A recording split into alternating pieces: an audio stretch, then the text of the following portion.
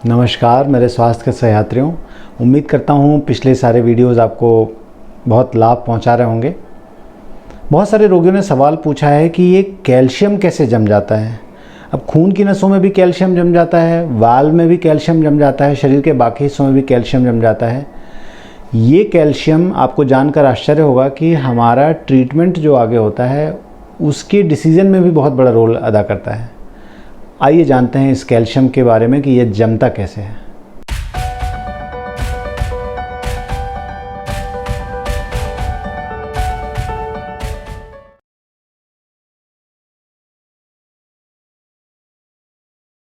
पिछले कई वीडियोस में मैंने आपको बहुत विस्तार में बताया कि जो खून की नसों में ब्लॉकेज होता है वो कैसे बनता है, कोलेस्ट्रॉल उसमें धीमे धीमे कैसे जमा होता है उसकी दीवारों में, और उस कोलेस्ट्रॉल के जमा होने से खून की नसों में कैसे सिकुड़न आती है और फाइनली वो कैसे बंद हो जाता है। कैल्शियम डिपोजिशन शरीर में कई मैकेनिज्म होते हैं, लेकिन जिस कैल्शियम डिपोजिशन की हम बात कर रहे हैं वह कैल्शियम जो जमा होता है उसका एक ही कारण होता है कि हमारे शरीर में अंदरूनी किसी तरह की चोट अगर पहुंच रही है, कोई ट्रॉमा हो रहा है, कोई इन्फ्लेमेशन हो रहा है, कोई सूजन आ रही है, किसी तरह की भी क्षति अगर अंदर पहुंच रही है तो उस जगह कैल्शियम डिपॉजिट होने लगता है। वहाँ की टिश्यू इंजरी से डेड होती हैं और वहाँ पे कैल्शियम डिपॉजिट होने लगता है। इस डिपॉजिशन को डिस्ट्रॉफिक कैल्सिफिकेशन कहते हैं वैज्ञानिक भाषा में। अब यह इंजरी कैसे पहुँचती है? अभी चूँकि हम मेन फोकस खून की नसों पे और वाल्व के जो हार्ट के अंदर जो वाल्व होते हैं उनके बारे में हम चूँकि मुख्य रूप से फोकस कर रहे हैं। आपको ये पता होगा कि खून की नसों में खून बहुत तेज़ी से बहता रहता है, जिनको हम आर्टरीज़ कहते हैं। उन नसों में खून बहुत तेज़ी से बहता है। ठीक इसी तरह हार्ट में भी 1 मिनट के अंदर 5 लीटर खून आता है और 5 लीटर खून आगे पंप हो जाता है। तो खून का बहाव बहुत तेज़ी से होता है। अब इस खून का बहाव जो होता है, ये खून का बहाव एक स्ट्रीम लाइन में होता है, एक लाइन में एक तरीके से होता है। लेकिन अगर किसी भी तरह की प्रॉब्लम हुई, जैसे खून की नसों का डायमीटर कम हो गया, खून की नसें में ब्लॉकेज बनने शुरू हो गए, या वाल्व में सिकुड़न हो गई, या वाल्व में लीक होने लगा, ऐसी स्थिति में जो वो स्ट्रीम लाइन फ्लो है, वो जो एक स्मूथ फ्लो चल रहा है, वो स्मूथ फ्लो डिस्टर्ब हो जाता है। जैसे अगर हम पाइप को, बहते हुए पानी को, पाइप को अगर दबा दें तो उसका फ्लो डिस्टर्ब हो जाता है। इसको हम टर्बुलेंस कहते हैं। ये जो ब्लड का फ्लो है वो टेढ़ा मेढ़ा इधर उधर जाने लगता है, और वो जो टर्बुलेंस होता है वो खून की दीवारों में या हार्ट में वाल्व को चोट पहुंचाने लगता है। और वो जो इंजरी बार बार हर धड़कन के साथ जो होती है, वो धीमे धीमे समय के साथ वहाँ की सेल्स डेड होती हैं और वहाँ कैल्शियम बहुत ही माइक्रो मात्रा में धीरे धीरे करके जमा होता जाता है। और धीमे धीमे ये कैल्शियम इतना जमा हो जाता है कि वो एक पत्थर के टुकड़े की तरह स्ट्रॉन्ग, बहुत ही कठोर हो जाता है। वो इतना कठोर हो जाता है, आप यकीन मानो सर्जरी के दौरान कई बार हम सीजर से या बोन के काटने वाले औजार से हम उसको काटते हैं तब जाके वो कटता है। वो इतना स्ट्रॉन्ग हो जाता है, इतना कठोर हो जाता है। तो इस तरह से सालों पीरियड में, जैसे कोलेस्ट्रॉल जमने से खून की नसों में ब्लॉकेज बना और उन ब्लॉकेज ने खून के बहाव को डिस्टर्ब किया, या वाल्व में सिकुड़न हुई या लीक हुआ किसी तरह का और उससे खून का बहाव डिस्टर्ब हुआ और वहाँ टर्बुलेंस हुई, और उस टर्बुलेंस से धीमे धीमे कैल्शियम जमा होना शुरू हुआ। ये तो हुई बात कि कैल्शियम कैसे डिपॉजिट होता है। अब आते हैं कि यह हमारे ट्रीटमेंट को कैसे निर्धारित करता है। जब कैल्शियम की मात्रा एक सीमा से ज़्यादा बढ़ जाती है, चाहे वो खून की नसों में हो चाहे वो वाल्व में हो, तो वह स्ट्रक्चर बहुत सख्त हो जाती है। जैसा मैंने बताया, वो इतनी हार्ड होती है कि इवन सीजर से या बोन कटर से भी कटती नहीं रहती आसानी से। अब ऐसी हार्ड चीज़ को हम अगर चाहें कि दवाओं से घोल दें या दवाओं से हम उस कैल्शियम को निकाल लें, तो ये संभव नहीं है। अभी तक वैज्ञानिकों ने बहुत सारे शोध किए हैं, बहुत सारा प्रयास किया है, लेकिन उस कैल्शियम को निकालने में सक्षम नहीं हो पाए हैं। तो कहने का मतलब ये है कि जब आपके वाल्व में या खून की नसों में कैल्शियम का डिपोजिशन अधिक मात्रा में हो गया है, यह अपने आप में एक एविडेंस है कि भाई अब ये जो रुकावटें बन गई हैं ये दवाओं से नहीं ठीक होंगी, नंबर 1। नंबर 2, आपने सुना होगा कि वाल्व का जो ट्रीटमेंट होता है उसमें एक पद्धति होती है जिसको हम कहते हैं बैलून वाल्वुलोप्लास्टी, या बैलून के माध्यम से हम सिकुड़े हुए वाल्व को खोल देते हैं।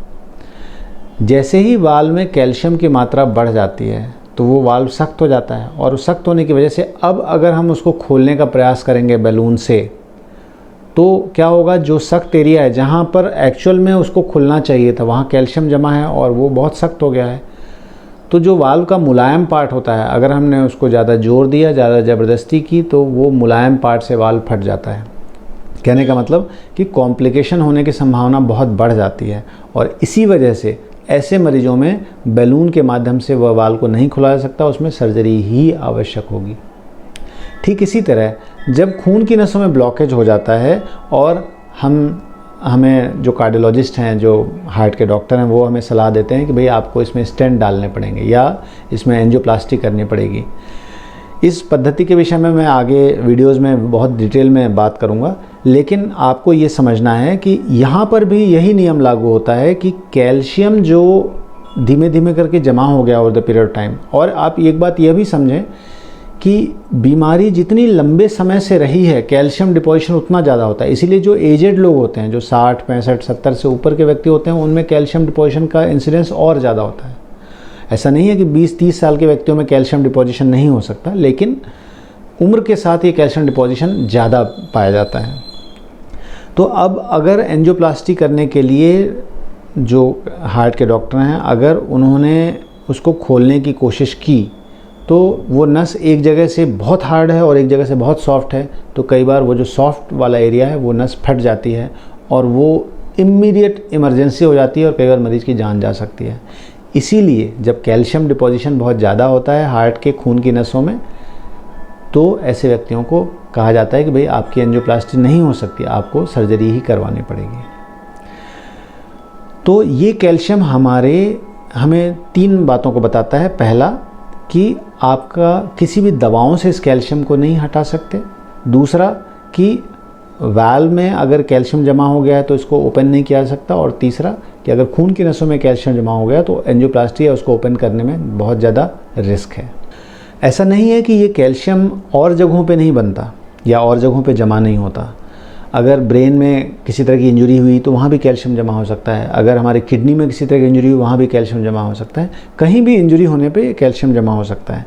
पर अभी हम फोकस कर रहे हैं केवल वाल्व और खून की नसों पे। इस कैल्शियम के जमा होने का और भी कई क्लिनिकल इम्प्लिकेशंस हैं। जब आपकी एंजियोग्राफी होती है या एंजियोप्लास्टी होती है तो आपने देखा होगा कई बार कि जो जांघ की नसें हैं उनके माध्यम से तार को इंटर किया जाता है। अब अगर आपके जांघ की जो खून की नसें हैं जिसके थ्रू उस तार को घुसाया जाता है, अगर वहाँ कैल्शियम ज़्यादा जमा है तो कई बार क्या होता है कि नीडल डालने में, प्रोसीजर करने में बहुत दिक्कत होती है। और कई बार वहाँ पे कैल्शियम जमा होने की वजह से वो नीडल निकालने के बाद वो नस प्रॉपर बंद नहीं हो पाती और वहाँ हेमाटोमा हो जाता है, वहाँ खून इकट्ठा हो जाता है, वहाँ पे बहुत स्वेलिंग हो जाती है, बहुत पेनफुल हो जाता है। इसके अलावा अगर खून की नसों में, जो खून की बड़ी नसें हैं, अगर उसमें कैल्शियम का डिपोजिशन ज़्यादा है तो कई बार एंजियोग्राफी करते समय, एंजियोप्लास्टी करते समय स्ट्रोक भी हो सकता है। वो कैल्शियम का टुकड़ा निकल के ब्रेन में चला जाए और वो आपको लकवे की शिकायत हो सकती है। दूसरा जो एक पहलू है वो हमें ये समझना है कि ये जो कैल्शियम हमारे हार्ट की नसों में डिपॉजिट होता है, इसको एक बहुत आसान पद्धति है जिससे हम पता लगा सकते हैं, जिसको हम बोलते हैं सीटी कैल्शियम स्कोरिंग।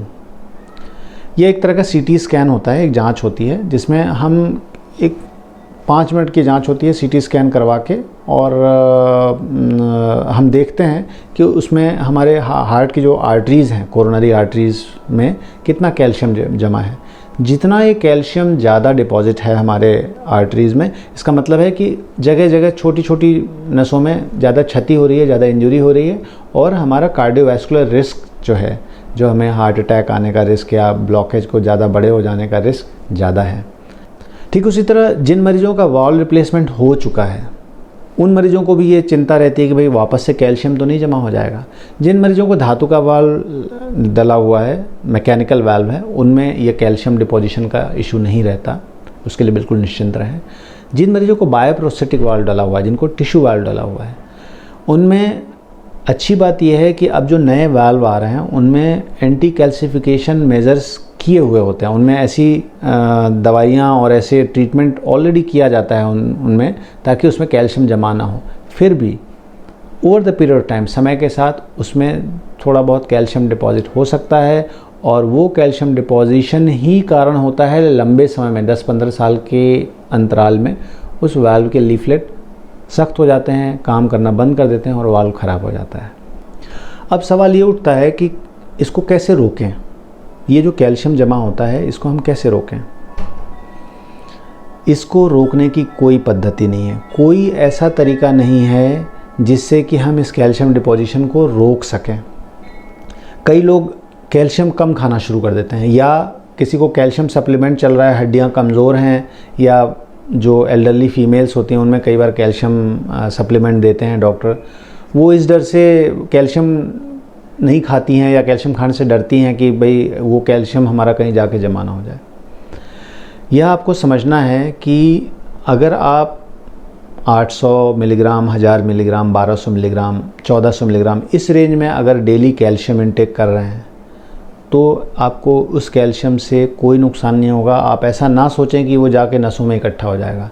लेकिन अगर आप 2000 मिलीग्राम, 2500 मिलीग्राम या इससे ज़्यादा कैल्शियम डेली इंटेक कर रहे हैं तो डेफिनेटली ये आपको कई जगहों पे कैल्शियम डिपोजिशन कर सकता है और नुकसान कर सकता है। तो बिल्कुल कैल्शियम वाले जो डाइट है, कैल्शियम वाला खाना है, बिल्कुल उसे कम ना करें, कैल्शियम पर्याप्त मात्रा में लें, ये आपके हड्डियों के स्वास्थ्य के लिए बहुत ज़रूरी है। इस कैल्सिफिकेशन को रोकने का वही तरीका है जो ब्लॉकेज को रोकने का तरीका है, और वो है पहला, अपने तनाव लेवल को कम करें, अपना खान पान अच्छा रखें, कोलेस्ट्रॉल लेवल का ध्यान रखें, बीपी का ध्यान रखें। जो अंदरूनी खून की नसों की सतह है उसमें इंजरी कम से कम हो तो अपने आप कैल्शियम कम जमा होंगे। और जिन मरीजों को वाल्व की शिकायत है, जिनको वाल्व में लीक है या वाल्व में सिकुड़न है, ऐसे मरीजों को रेगुलरली ईको करवाना चाहिए। अगर लक्षण हैं तो जल्दी ट्रीटमेंट करना चाहिए। जितना आप डिले कर रहे हैं ऑपरेशन करवाने में डर के मारे, उतना उसमें कैल्शियम जमा हो रहा है और उतना ऑपरेशन ज़्यादा मुश्किल हो जाता है। वो कैल्शियम उतना सख्त हो जाता है, उस वाल्व को निकालना उतना मुश्किल हो जाता है हमारे लिए। ये मैंने पिछले वीडियो में भी बताया है कि जितना डिले आप करते हैं उतना आपका फ़ायदे मिलने की संभावना भी कम हो जाती है। बहुत सारी पद्धतियाँ, बहुत सारे अलग अलग पैथी के लोग और बहुत सारे थेरेप्यूटिस्ट जो होते हैं, थेरेपिस्ट होते हैं, वो ऐसा क्लेम करते हैं कि बहुत सारी दवाइयाँ देके, इंजेक्शन देके और कई अन्य पद्धतियों से वो इस कैल्शियम को हटा देते हैं। मैं आपको 100% कॉन्फिडेंस से बात कह सकता हूँ कि अभी तक साइंटिफिकली प्रूव्ड ऐसी कोई पद्धति नहीं आई है जिससे कि दवाओं के माध्यम से इसको खोला जा सके। ये कैल्शियम इतने सख्त होते हैं कि इनको आप केवल मैकेनिकली हटा सकते हैं, केवल वहाँ से तोड़ के या वहाँ से निकाल के ही उसे अलग कर सकते हैं। उसको दवाओं के माध्यम से घोलने का कोई पद्धति नहीं है, यह अभी तक प्रूव्ड है। तो आज के वीडियो में हमने ये जाना कि यह कैल्शियम कैसे जमा हो जाता है और ये कैल्शियम का जमा होना कितना महत्वपूर्ण है हमारे डिसीजन मेकिंग में कि भाई इसकी सर्जरी होनी है, बलून से वाल्व को खुलना है, या इसकी एंजियोप्लास्टी हो सकती है, या इसको बाईपास सर्जरी लगेगी। इस कैल्शियम को बिल्कुल से हल्के में ना लें। फिर ले चलूँगा मैं आपको किसी नई स्वास्थ्य यात्रा पर। तब तक के लिए नमस्कार।